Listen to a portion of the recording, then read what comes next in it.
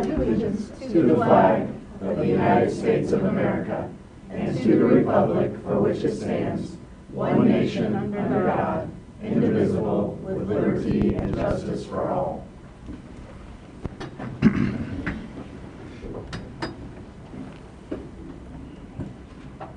Approval of the agenda. I move the board approve the agenda as presented. Excuse me. Second. Nick? Yes. Jen? Yes. AJ? Yes. Dan? See, Dan, can you hear us? No, he's not. Drew? Yes. Karen? Yes. Motion carries. Do you want mine? I'm sorry. Do you want my vote? I'm sorry. Not through me. Angie? Sure. Thank you. And now, Mr. Ackerman, I see waiting anxiously in the wings, honoring excellence. Yes, good to see everyone again. Tonight, we have some great recognitions as we celebrate so many great accomplishments in the world of fine arts. Appreciate Mr. Aaron, our fine arts director, for being here, not only tonight, but he helped arrange several of our presentations we made out at Liberty North and Liberty High School last week, and I'll share more about that. But he also prepared me with a few remarks and a script for taking us through these presentations this evening. We also have a couple of students that have been kind enough to brave the elements here tonight and be with us in person. We do want to share some exciting news and highlight the outstanding achievements of our students with the Missouri Music Educators Association, which is MMEA All-State Program, as well as the All-State Thespians Musical. These programs provide invaluable opportunities for our students to showcase their musical and theatrical talents on a statewide stage, and we are proud to report some impressive accomplishments this year. You see on your screen some of these students that have been named All-State, and we will actually hear from them as they introduce themselves virtually here in just a moment. The MMA All-State Program is a series of events that bring together high school musicians from across Missouri. Through a rigorous audition process, students are selected to collaborate on original music with some of the best young musicians in the state. This year, we are thrilled to announce that 31 students from Liberty North High School and Liberty High School were selected to participate in the All-State Band, Choir, and Orchestra. This is a tremendous accomplishment for our schools and speaks to the dedication and talent of our students, as well as the excellent instruction that they receive.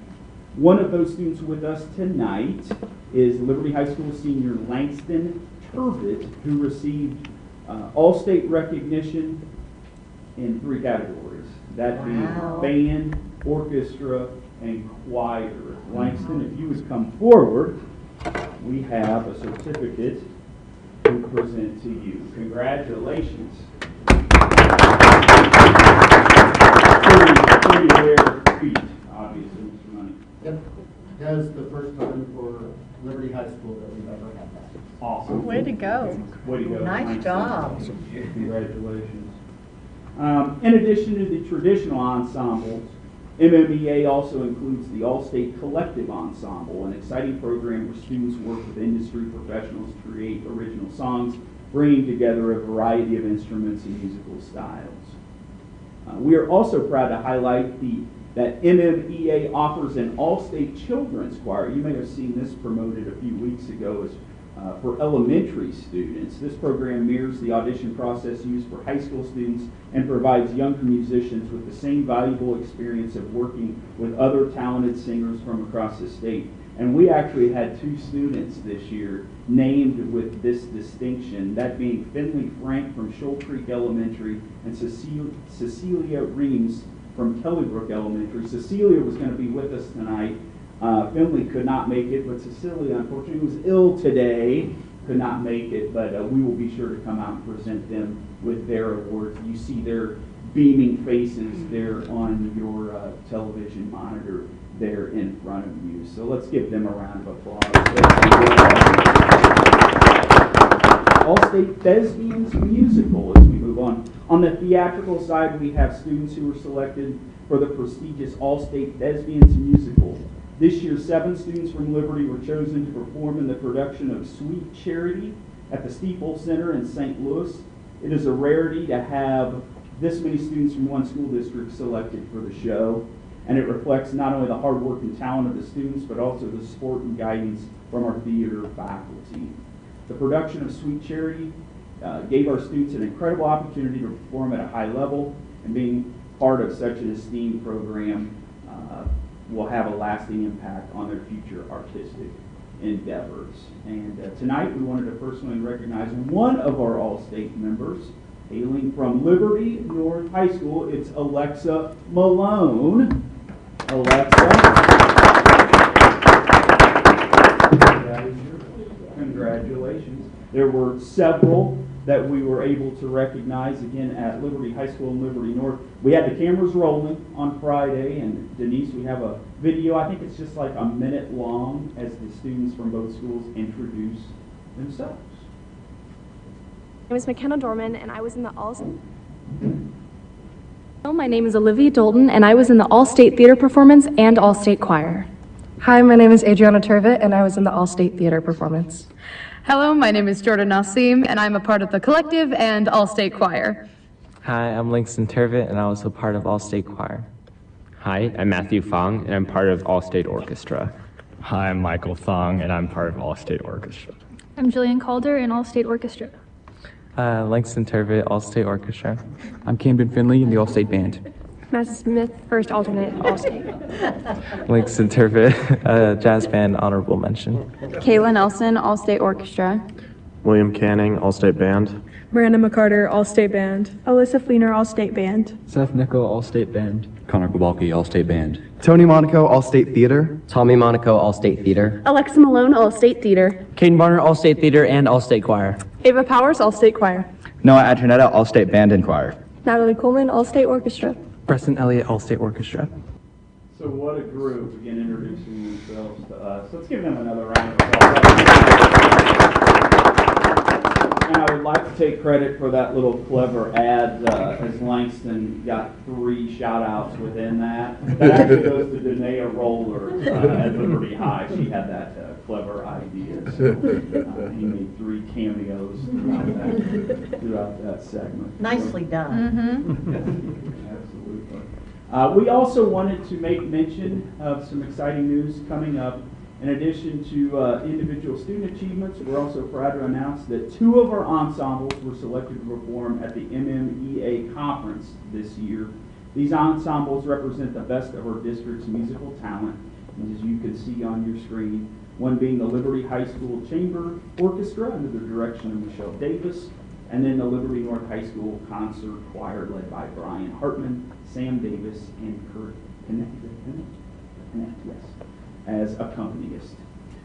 Wrapping things up, being selected to perform at the MMEA conference is a significant honor and an opportunity for these ensembles to showcase their musical excellence to a wider audience. It is a testament to the skill and dedication of both the students and their directors. The achievements of our students in the MMEA All-State programs and the All-State Thespians musical underscore the outstanding musical and theatrical culture we have here in Liberty. These programs not only celebrate student achievement, but also inspire future generations of young artists. As a district, we are fortunate to have so many talented students who continue to raise the bar and make us proud. And with that, that concludes Honoring Excellence for tonight. Wow. Nicely done. Well, as is tradition, we are going to take a 8-minute break. That's not the tradition, but to come out, recognize you, thank you, give Mr.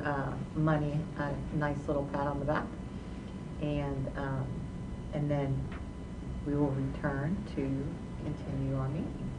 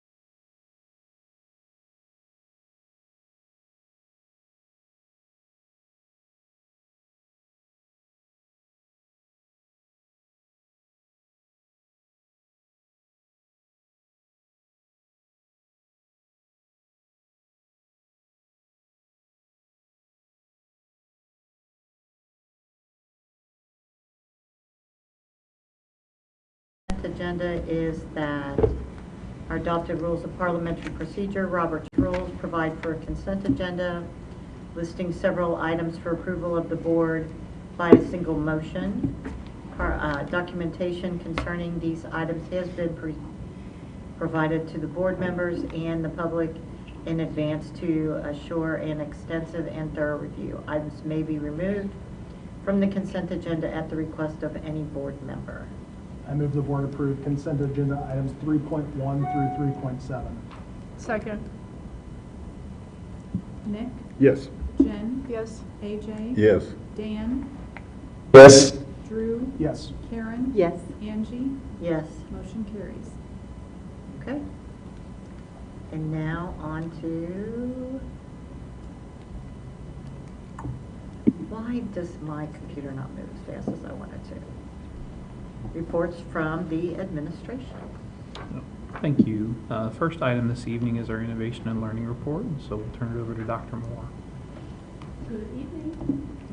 Just a few things to highlight in the board report. I hope you were able to see some of the professional learning community highlights from first semester. We just asked our building leaders to share something special, maybe that has happened, or things that they've been working on. So that is linked in the board docs. As you all know, Dr. Tucker and I have been working with Education Reimagined this year and have been learning about, we really focus on ecosystems, talking about learning hubs, field sites, home bases. So we're taking that learning and we're going to apply that to our February 14th Professional Learning Day. We'll have personalized learning. That day we'll have 5 different learning hubs at 5 different schools, all focused on areas within our strategic plan. In addition to that, teachers will be able to choose a field site, which would be externships. So we have about 10 businesses right now that we're working with to provide externships for our teachers. And then in the afternoon, we'll do this idea of the home bases where they will work with their grade level teams or departments. And we will have our curriculum council members lead that along with a principal and an innovation and learning coach. So there will it'll be a team effort on that day. So we're really excited. We're going to start pushing out some information. We have about 60 sessions for the morning that day. So we think there will be something there for everybody to enjoy.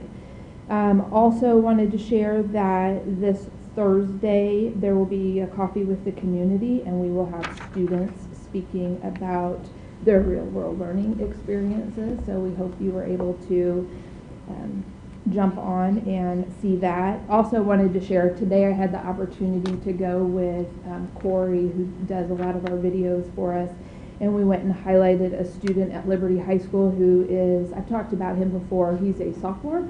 He just got his pilot's license, and he did a solo flight across the state of Missouri. And so he told us the story about why he wanted to become a pilot, which his dad was, and so he grew up around that.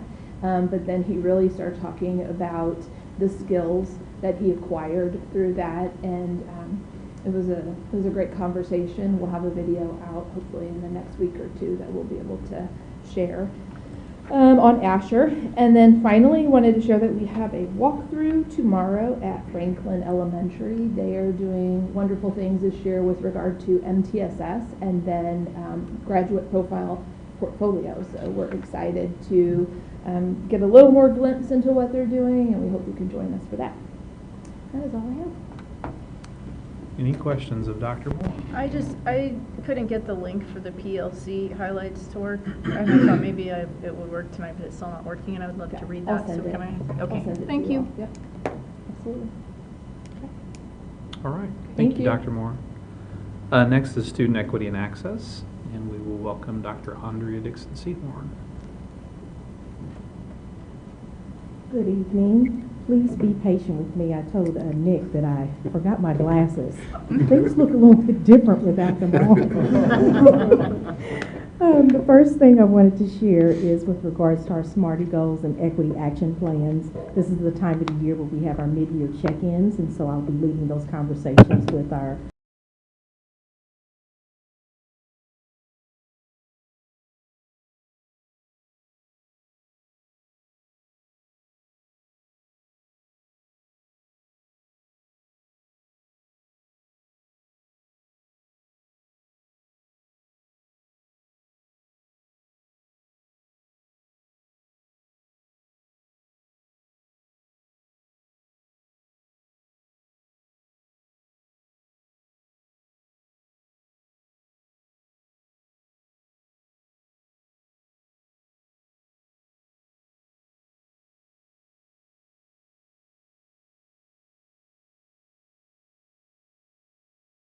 And we do have some new topics that will be added here at around the 1st of February. So we'll share that information.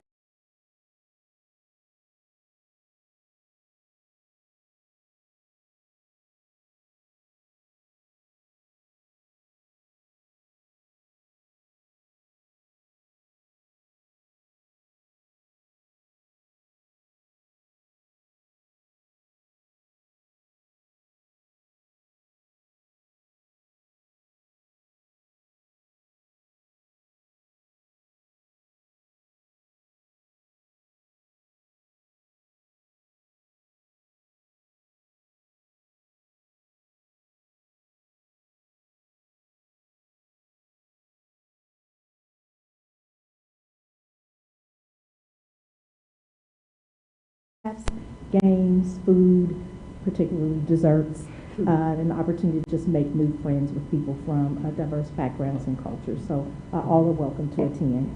Also, within the Special Programs Department, they'll be hosting the first of 3 Conscious Discipline parent events on Tuesday, January the 28th from 5:30 to 7 p.m. at Liberty North, Eagle Point.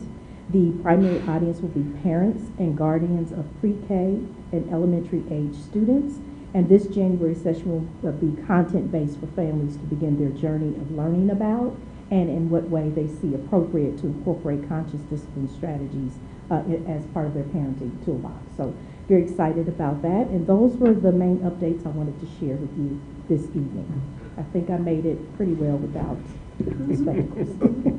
Very nicely done. Yeah. Well, thank you. Could it be appropriate for the 28th, the conscious discipline, for a board member to attend? I think, AJ, if you want to be there and learn more about conscious discipline, that you would be more than welcome. How is that being pushed out? Like, is it to the elementary parents? At the elementary level, Okay. yes, right. I love that. I hope some of you attend. Okay, wonderful. Well, thank you. You're welcome to attend. I'm very interested, yes. Wonderful. One other thing I note, I wrote down earlier date, the 15th of January, the Yes. 22nd of January, January 30th, January 28th, about 4 or 5 dates.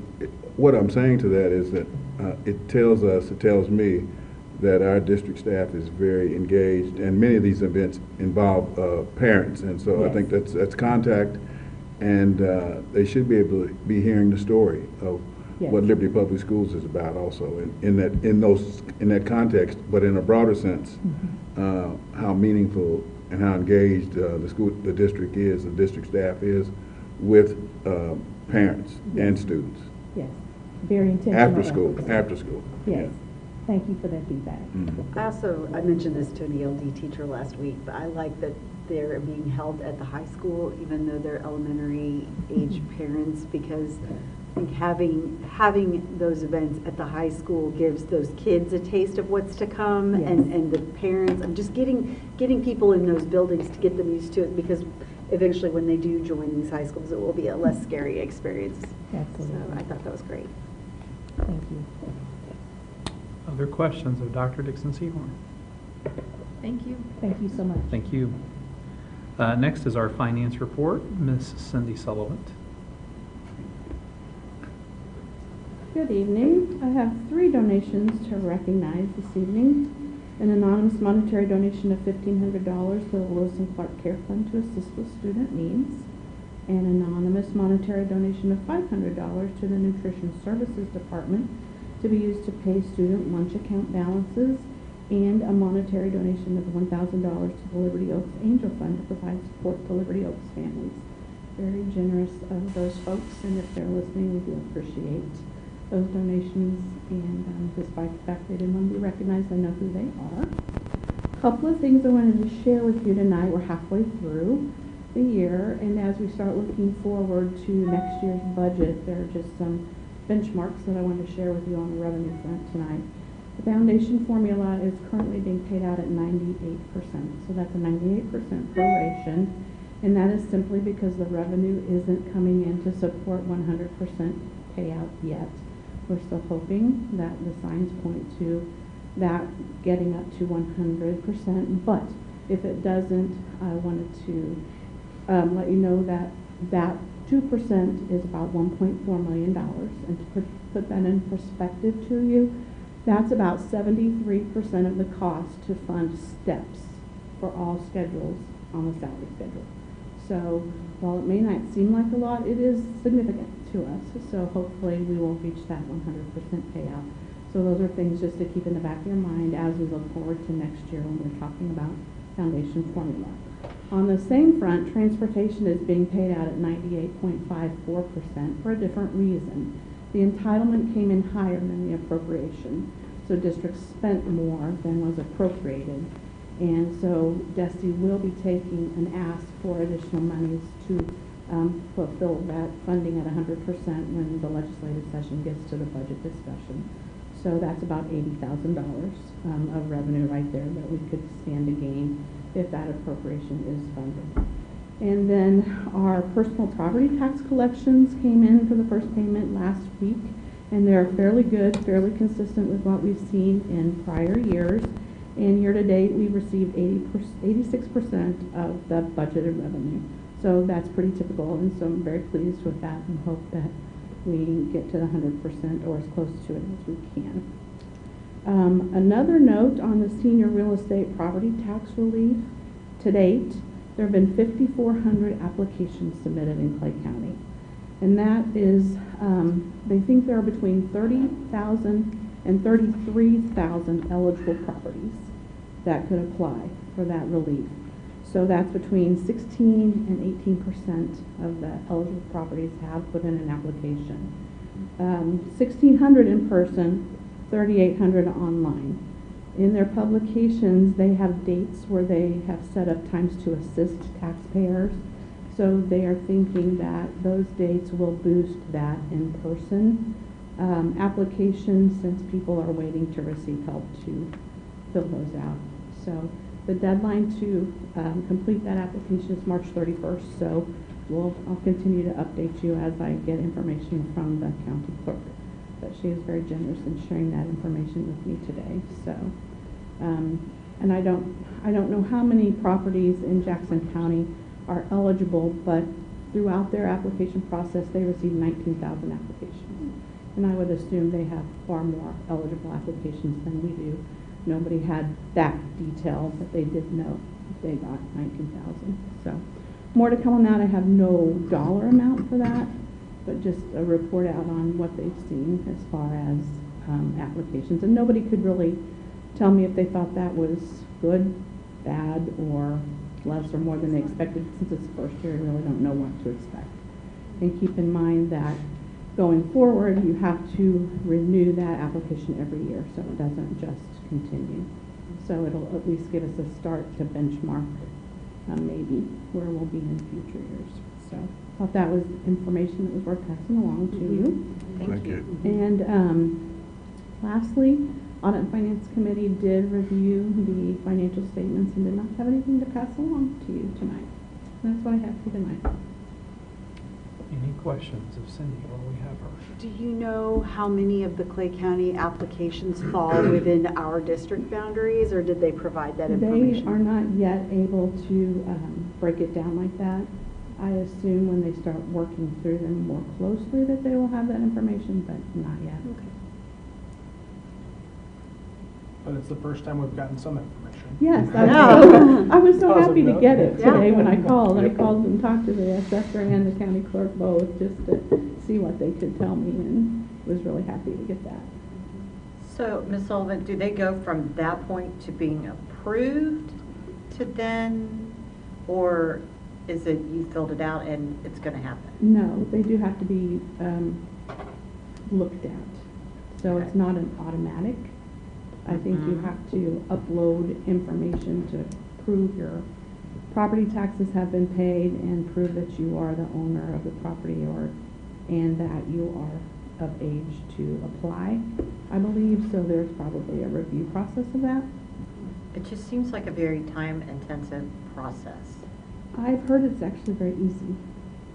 No, but I mean For for those them. reviewing. Yes, probably. So, Yeah.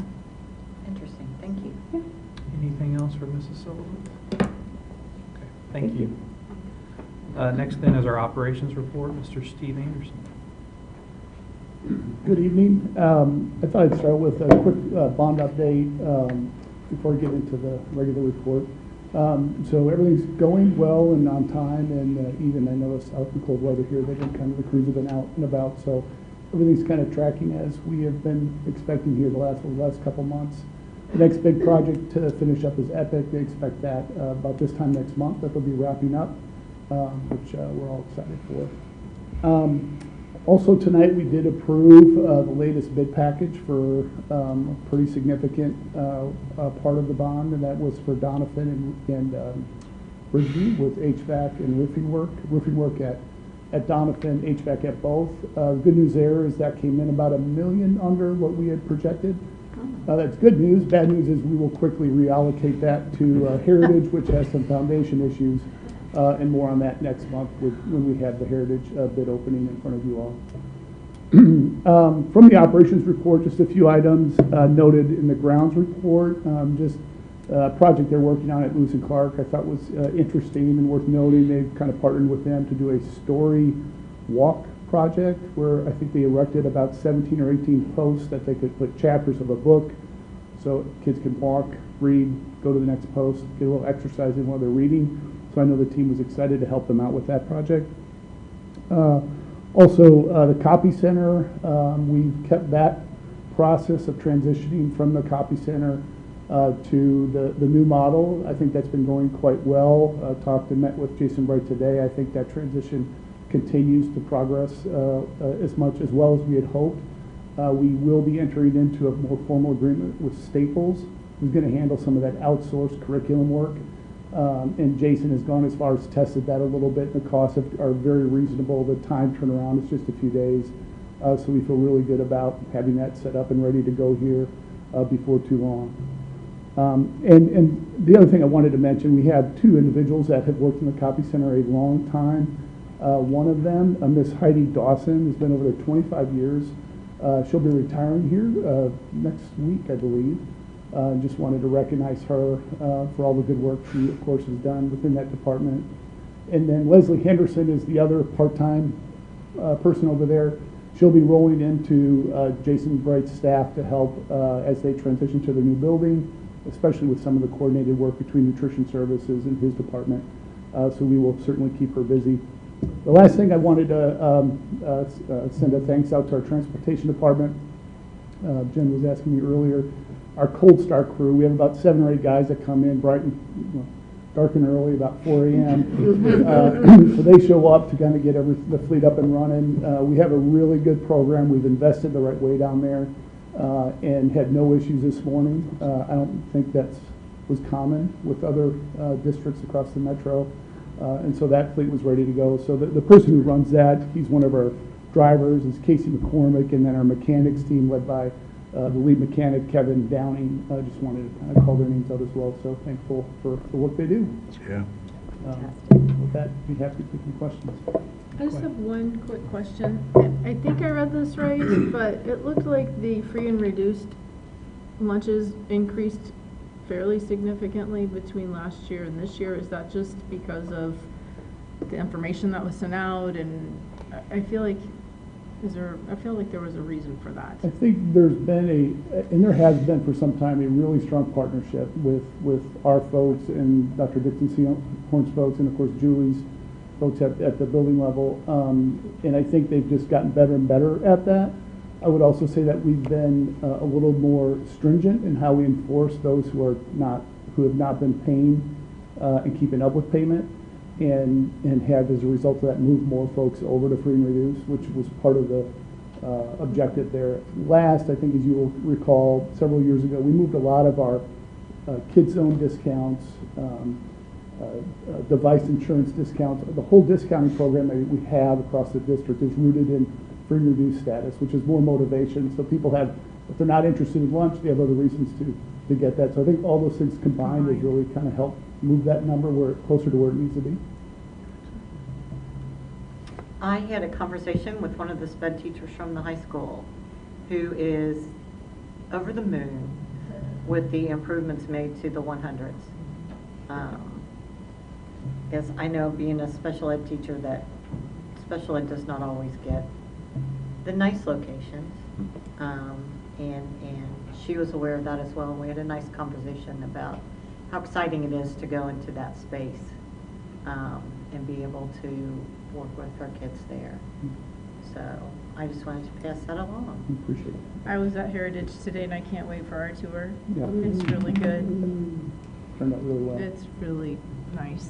I just want to say thank you to all the people on our teams that were shoveling snow, throwing down salt, getting buildings safe and ready for, getting the HVAC ready for school during the first part of the month when things were so, like, blizzard-like. Been a busy time. And a lot of winter to come, so just throw that out there.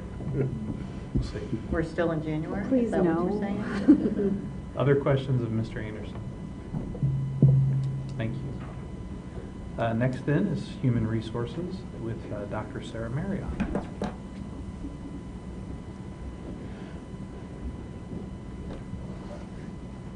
Good evening. A few highlights from the department report for this month. I wanted to share with you all the early notification incentive program for our persons who are wanting to retire at the conclusion of the 24-25 school year closed on the 14th of January. And we had 35 staff members who have indicated that they're planning to retire. That is 25 certificated and 10 classified staff members, which is an increase over prior years. And so we'll continue to monitor that and receive additional retirements, I'm sure, throughout the year.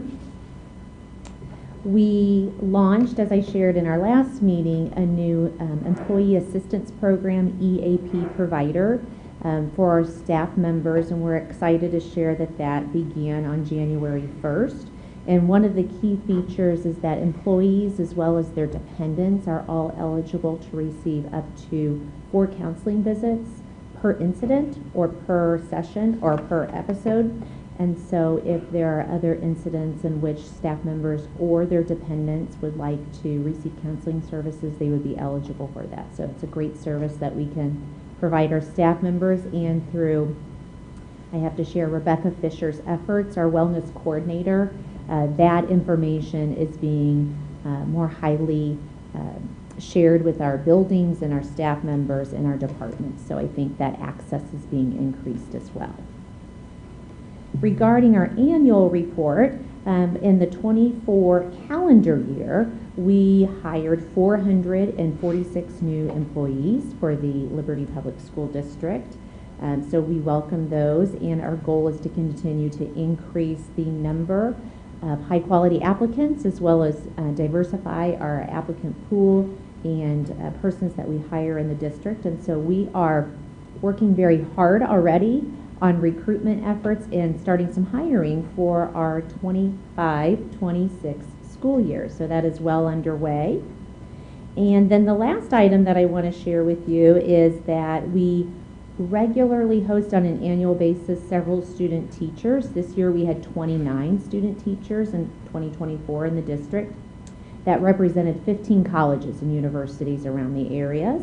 And then 6 of those students ended up accepting job opportunities at Liberty Public Schools, and so we were excited to bring them on as full-time employees with the district.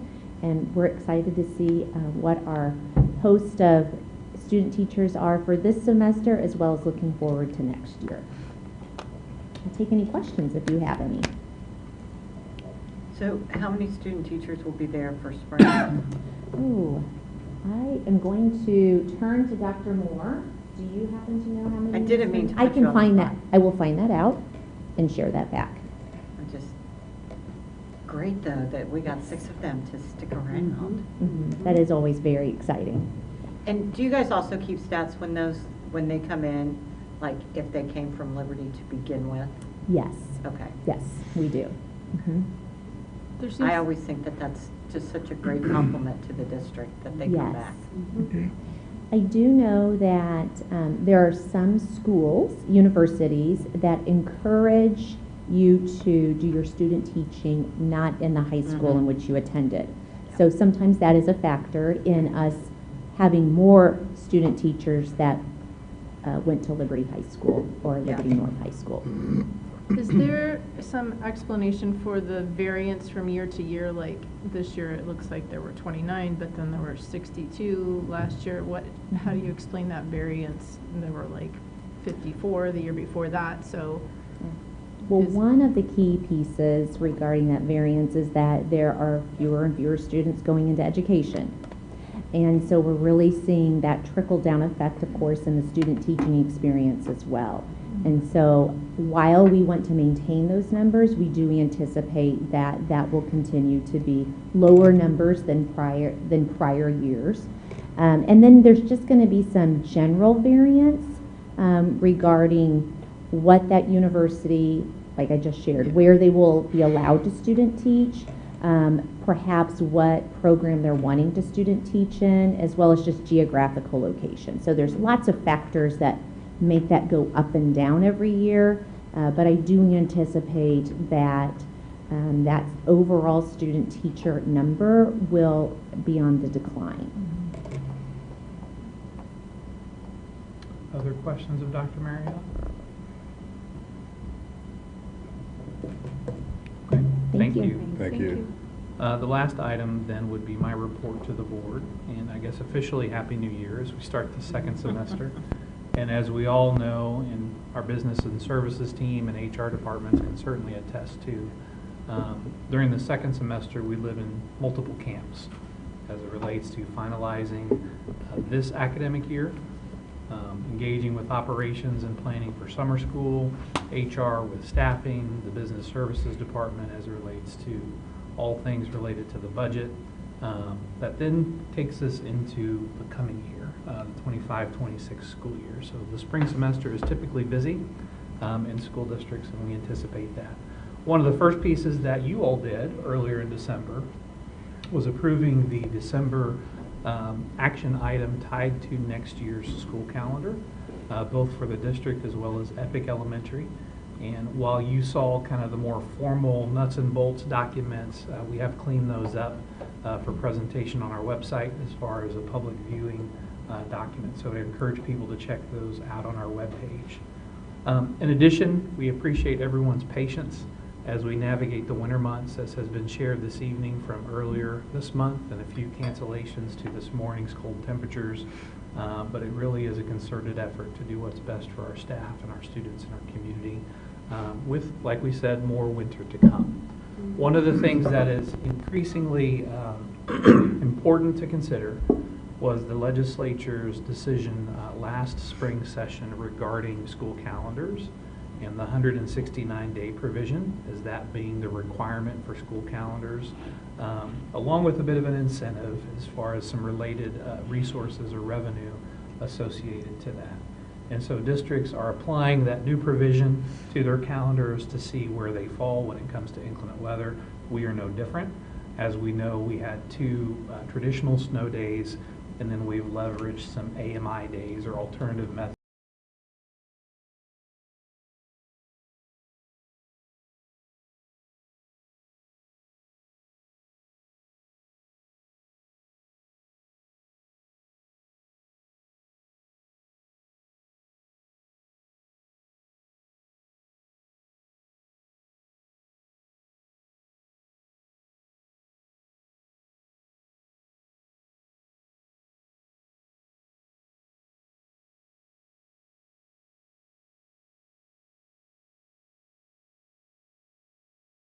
This spring, the intent is, in collaboration with the Department of Elementary and Secondary Education, to submit the Innovative Assessment Demonstration Authority documentation to the U.S. Department of Education for consideration of a federal waiver as we think about and design a new accountability and assessment system. Additionally, you may have heard us talk about the continuous improvement framework that helps to support districts in moving toward these innovations. Of which much of the work we are doing, but there will likely be some pieces that we pull forward to consider integrating into our strategic plan, and would certainly keep you informed of that as that kind of progresses. We also know that there's a transition both at the federal level and the state level as it relates to elected offices and navigating what that will look like in the coming months. federally in terms of how the U.S. Department of Education is impacted in support of states and public schools.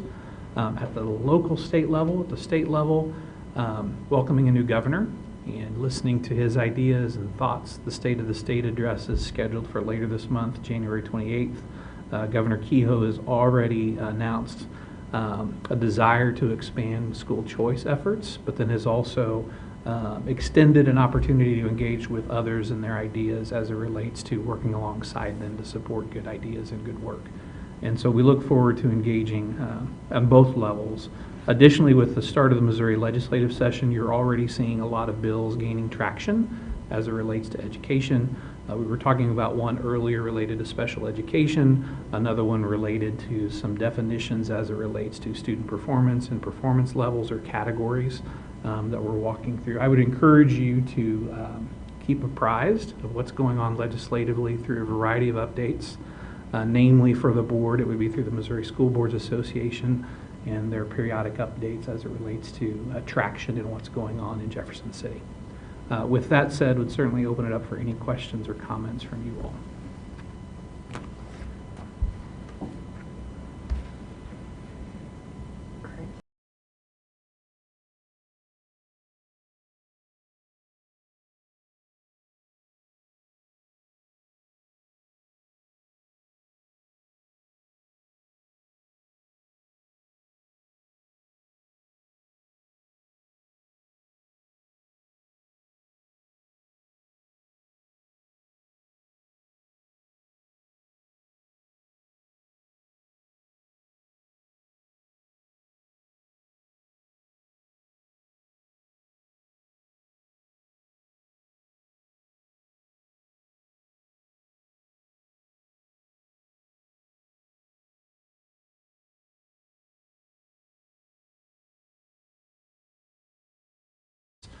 For your consideration in February. And then we have contracts and purchases. Yeah, we'll turn it over to Mr. Anderson to hit on this item as it relates to an emergency purchase provision. This is related to a student, enrolling student, needed some, they had approved addendum to provide special ed services to this individual student with an existing agreement with Casey Behavioral Health. And so because we were in a bit of a rush to get that in place before the start of the semester, we did sign off on that. And would appreciate the approval tonight. I move the board approve the emergency purchases actions as presented. Second. Oh, we're doing a race? Jeopardy. Nice job. Nick, Yes. Jen, Yes. AJ. Yes. Dan, Yes. Drew, Yes. Karen, Yes. Angie, Yes. motion carries. Mr. Carnes, when you speak, it echoes throughout the room. It's fabulous. As you're going to want me to be gone every month if you can get through an agenda this fast. Because my personal presence is the delay on other nights. There is a Mizzou basketball game at 8 o'clock. I'm not, it's not lost on me.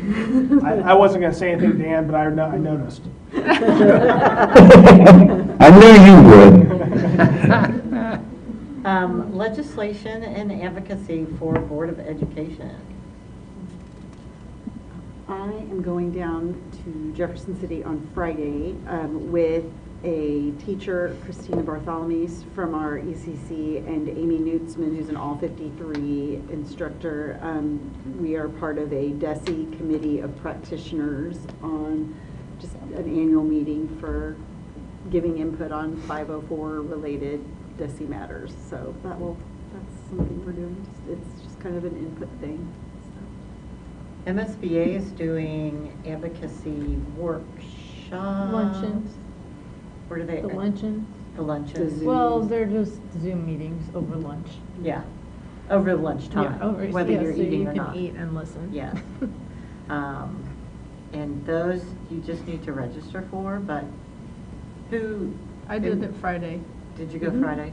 Well, I was at the ECC and I was listening in my ear, and so I was trying to do a whole bunch of things. But I mean, You're they were multitasking. They were both basically just talking about some of the bills and the new legislature.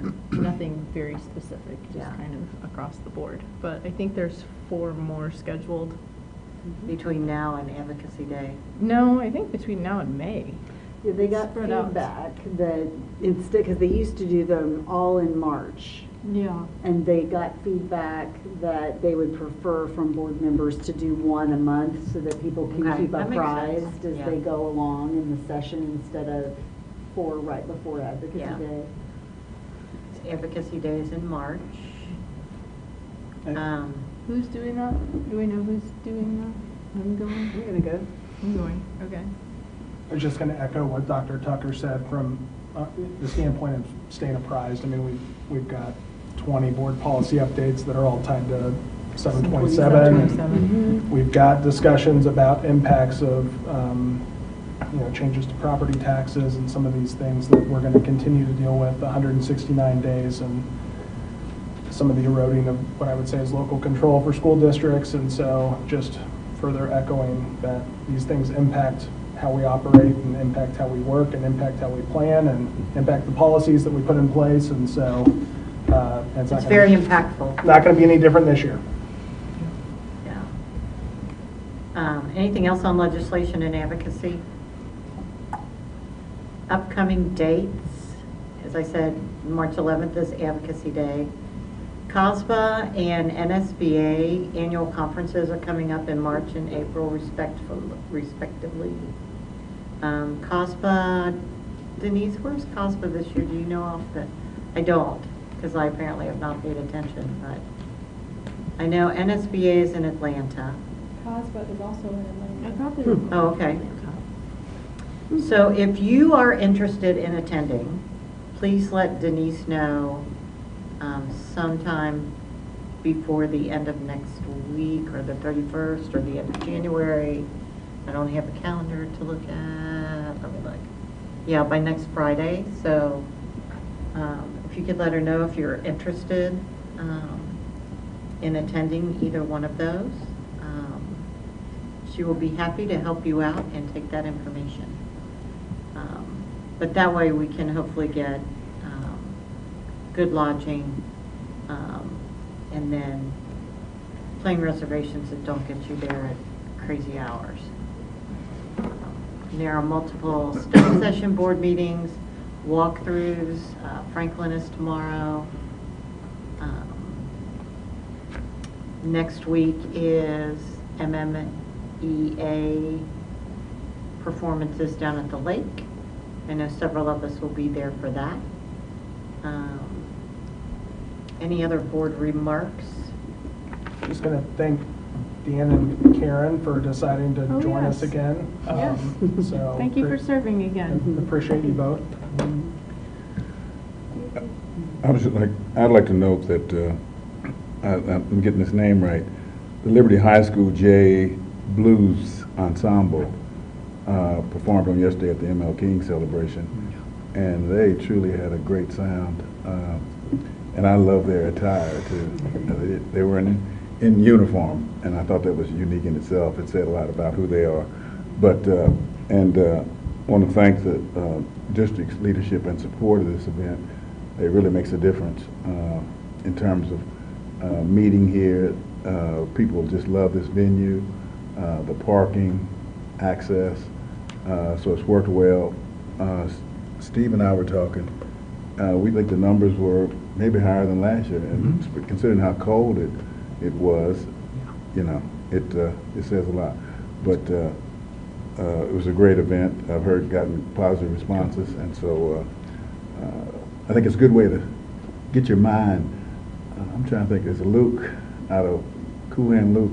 Get your mind right. Was that what he told me? Sometimes we need to get our mind right early. Just a thought.